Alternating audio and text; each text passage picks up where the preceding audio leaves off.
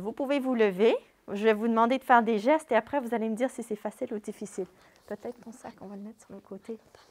Pas toi? OK, vous êtes prêts? On tape des mains. On se tient sur un pied. Et on essaie de sauter sur un pied. De se retourner. De faire tout ça les yeux fermés. Très bien. Très bien. Vous pouvez vous asseoir. Alors, est-ce que c'était facile ou difficile? Difficile. Difficile parce que moi j'ai mal au cœur. Facile pour certains, difficile pour d'autres. Et si je vous demandais de sauter 2 mètres de haut, est-ce que ça serait facile ou difficile? Ça sera hyper difficile. Est-ce que ça serait trop difficile? Oui. Ah, il y a des choses qui sont trop difficiles pour nous. Ah non, ça n'est pas trop difficile. Mais est-ce qu'il y a quelque chose qui est trop difficile pour Dieu? Ah, c'est qu'est-ce qu'on va voir ce matin. Donc, vous vous rappelez, on parle de Abraham, la promesse que Dieu avait faite à Abraham, qu'il allait lui donner une descendance, et à cette descendance, tout le pays de Canaan. Mais là, ça faisait un petit moment, et Abraham n'avait pas d'enfant. Donc, il commençait à questionner Dieu. Est-ce que j'aurai vraiment une descendance? Et Dieu lui dit, oui, oui, tu auras un enfant. Sors de ta tente et regarde le ciel. Vois-tu les étoiles? Compte-les. Est-ce que tu peux compter les étoiles?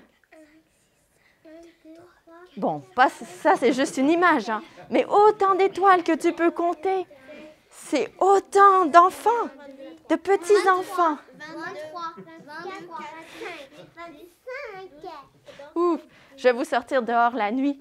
Ah oui, j'ai enlevé mon masque. 22, maman. Il y en a 22. Et puis, on essaiera de compter les étoiles. Donc, il lui dirait qu'il aurait une grande descendance. Mais le temps passa et toujours, il n'avait pas d'enfant. Et là, Abraham et sa femme, ils ont commencé à perdre espoir. Ils ont commencé à perdre confiance en Dieu. À ce moment-là, ça arrivait parfois que les hommes avaient plusieurs femmes. Et Sarah a suggéré à Abraham de prendre une autre femme pour avoir un enfant. Ce n'était pas la volonté de Dieu, hein, parce que c'était Sarah sa femme. Mais c'est comme ça qu'il prit Agar et qu'il a eu un enfant qui s'appelait Ismaël. On va parler de eux la semaine prochaine. Mais le temps passait encore et encore et encore. Et un jour, quand Abraham avait 99 ans, Dieu lui rappela encore sa promesse qu'il allait avoir un enfant, que Sarah allait donner naissance à un enfant et qu'il devait l'appeler Isaac, qui veut dire rire ou il rit. Imaginez, à 99 ans. Et là, peu de temps après, l'Éternel lui-même apparut à Abraham. Et alors que Abraham était assis devant sa tente à la chaleur du soleil, on va mettre sa tente ici, il vit 3 hommes venir vers lui. On va les mettre ici.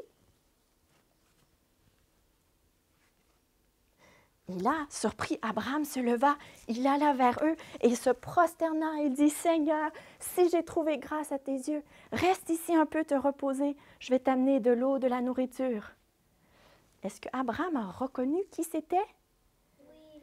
La Bible ne précise pas, hein? Ça dit que c'était 3 hommes, on pense probablement que c'était Dieu lui-même, Jésus et 2 anges.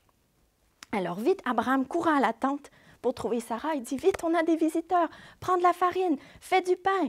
Et puis, il alla chercher un veau et il donna au serviteur, prépare-le, du lait, et il amena tout pour faire manger ses visiteurs sous l'arbre et les regarda manger.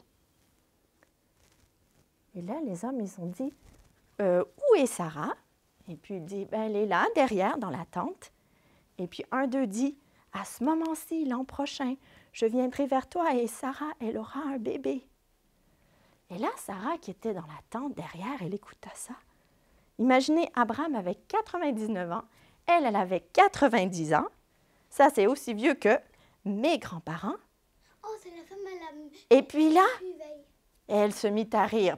Moi, avoir un enfant à cet âge-là, mais c'est impossible. Et là, un d'eux a dit, mais pourquoi est-ce que Sarah rit? Est-ce qu'il y a quelque chose qui est détonnant de la part de l'Éternel, que Dieu ne peut pas faire.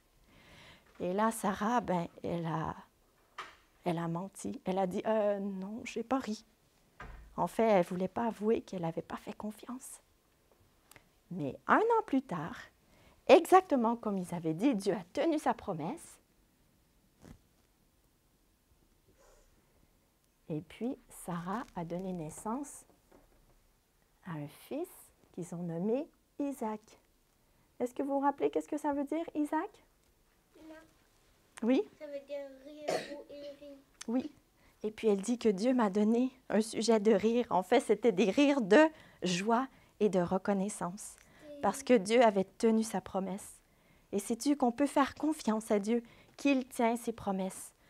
Même si ça n'arrive pas au moment où nous, on voudrait ou de la façon qu'on pense, on peut faire confiance à Dieu que lui, il fait toutes choses bien dans son temps à lui.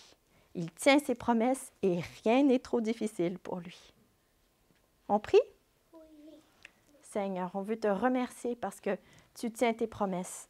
Depuis le début des temps jusqu'à maintenant, Seigneur, on peut te faire confiance.